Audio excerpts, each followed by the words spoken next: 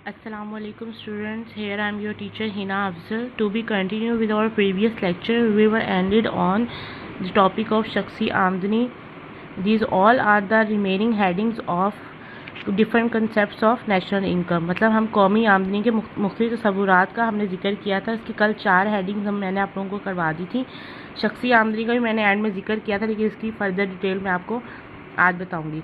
शख्सी आमदनी से मुराद वो आमदनी होती है जो अफराद अलग-अलग तौर पर साल भर में कमाते हैं. मसलन एक डॉक्टर साल में 5 लाख रुपए कमाता है तो उसकी शख्सी आमदनी होगी. ठीक है, लेकिन शख्सी आमदनी में और भी कौन कौन सी रकूमा शामिल होती है. नंबर 1 पे है इंतकाली अदायगियाँ. मतलब जो बगैर किसी मेहनत, आपको पता है इंतकाली अदायगियों से मुराद वो अदायगियाँ होती हैं जो बगैर किसी मेहनत के हासिल की जाती हैं. मसलन पेंशन, वज़ाइफ, ज़कात, खैरात, इमदाद वगैरह. ठीक है, ये हम लोग शख्सी आमदनी में तो शामिल करते हैं, लेकिन खाम कौमी पैदावार में ये शामिल नहीं हो रही होती. नेक्स्ट हम लोगों ने इसकी देखनी है और कौन सा वो है. नंबर 2 पे है बराह रास्त टैक्स भी शामिल होते हैं. 3 पे है जो हम लोग वो जो मुनाफा जात जो हिस्सादारों में तकसीम करते हैं उनको भी इसमें शामिल नहीं किया जाता. ठीक है, हम कह सकते हैं शख्सी आमदनी का मजमुआ क्या है. कौमी आमदनी प्लस इंतकाली अदायगियाँ प्लस बराह रास्त टैक्स माइनस मुश्तरका सरमाया की कंपनियों के गैर मुनक़सिम शुदा मुनाफाजात. मतलब जो जब किसी सरमायाकारी के जो उसके हिस्सेदार होते हैं ना, उनको जो मुनाफा होता है वो नहीं हम इसमें शामिल करें जो तकसीम ना किया गया हो. ठीक है, नेक्स्ट हमारी हेडिंग है काबिल तसर्रुफ़ शख्सी आमदनी. शख्सी आमदनी से मुराद वो आमदनी होती है जो किसी शख्स की वो आमदनी जो उसे सारी वो अब कमाता है साल भर में, लेकिन वो सारी आमदनी उसके ताबे नहीं होती. मतलब उसमें से पहले डिडक्शन होगी. क्या डिडक्शन होगी? उसमें टैक्स जो होती है गवर्नमेंट वो माइनस करती है, या अदर जो उसकी डिडक्शन होती है जैसे उसकी जीपी फंड या इंश्योरेंस व्हाटएवर. ठीक है, वो उसमें से हम माइनस करेंगे तो बाकी जो उसकी रह जाएंगी ना वो उसकी कौन सी होंगी? काबिल तसव्वुर शख्सी आमदनी. हम कह सकते हैं कि शख्सी आमदनी में से अगर बराह रास्त टैक्स, समाजी महबूद फ़ंड और दीगर अदायगियाँ मनहा कर दी जाएँ तो ये बाकी काबिल तसर्रुफ़ शख्सी आमदनी रह जाती है. ठीक है, इसका फार्मूला क्या है? काबिल तसर्रुफ़ शख्सी आमदनी इज इक्वल्स टू शख्सी आमदनी माइनस बराह रास्त टैक्स. ठीक है, और उसके बाद हम देखेंगे नेक्स्ट है फ़ीकस आमदनी. फ़ीकस आमदनी क्या होती है? फ़ीकस आमदनी से मुराद औसतन फ़ीकस सालाना आमदनी ली जाती है. यानी किसी मुल्क के एक अफराद की औसतन सालाना आमदनी से उसे मुल्क की कौमी आमदनी को कुल आबादी पर तकसीम कर देते हैं. मतलब हमारी फ़ीकस औसत आमदनी कितनी होगी? जो टोटल आमदनी हमें मिलती है कौमी आमदनी, उसको टोटल आबादी जो होगी उस पर तकसीम कर दिया जाएगा. तो जो हमारा हिस्सा आएगा वो हमारी क्या होगी? फ़ीकस आमदनी. और इसको भी 3 हिस्सों में जब हम लोग फ़ीकस आमदनी करते हैं तो उसकी वजह से हम लोगों ने अपने जो ममालिक है ना हमारी दुनिया के, उनको 3 हिस्सों में तकसीम कर दिया है. ठीक है, वो कौन से हैं?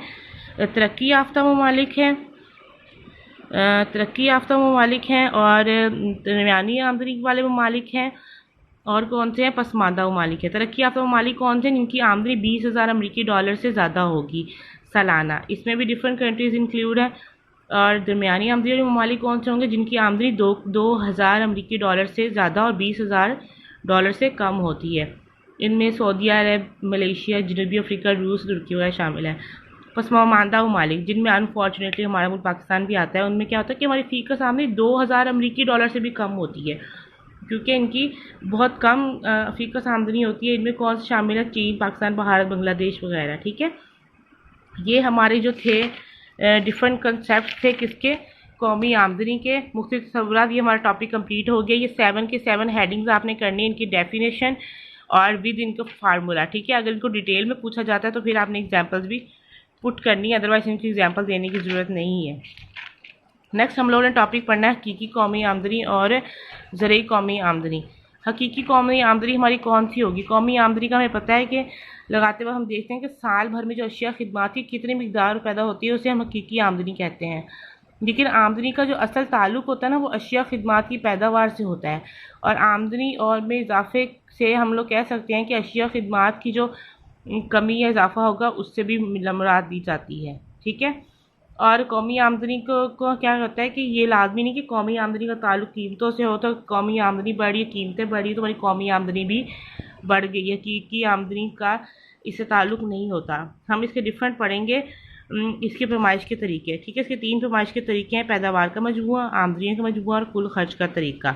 ठीक है, नंबर 1 पे है पैदावार का मजमुआ।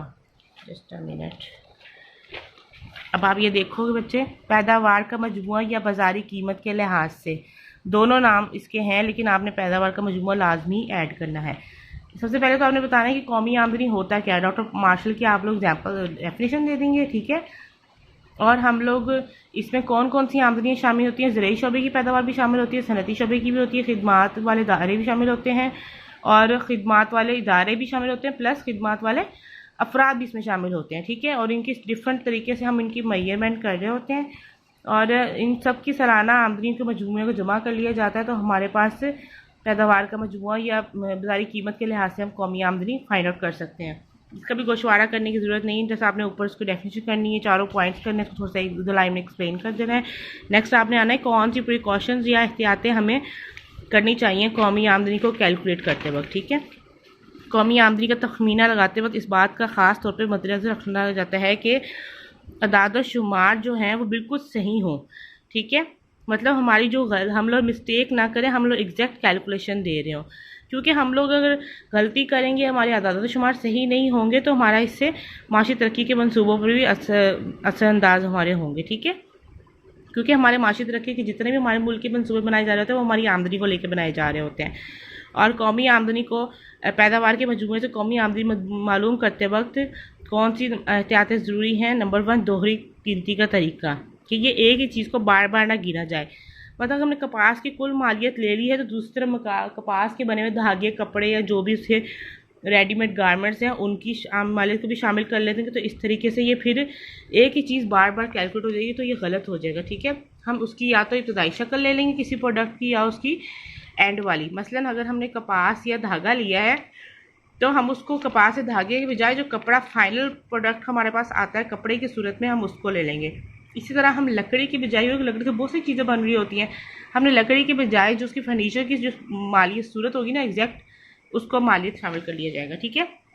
और दोहरी गिनती के अलावा और कौन सी एहतियातें हैं, तफरीही तबाह की खातिर बिला मुआवजा खिदमात और बिला वास्ता बाल वास्ता टैक्स, ठीक है। और ये तफरीही तबाह की खातिर वो कैसे, जो तफरीही तबाह की खातिर किए जाते हैं उनको भी हम कौमी आमदनी में शामिल नहीं करते।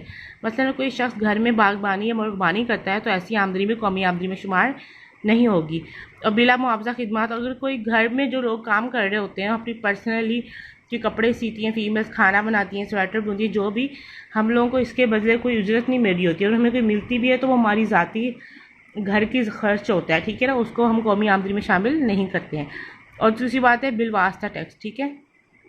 और तो अगर किसी भी कीमत में बिलवास्ता tax, sales tax, excise duty वगैरह भी शामिल होंगे, तो इसे भी हम माइनस कर दिया जाता है। बेटा बाकी की जो रिमेनिंग 2 हेडिंग्स हैं वो हम लोग कल करेंगे। यहाँ तक आप लोगों ने करना है, जो मैंने हाईलाइट कर दिया वो अपने प्रॉपर प्रिपेयर करने हैं, ठीक है। Thank you so much.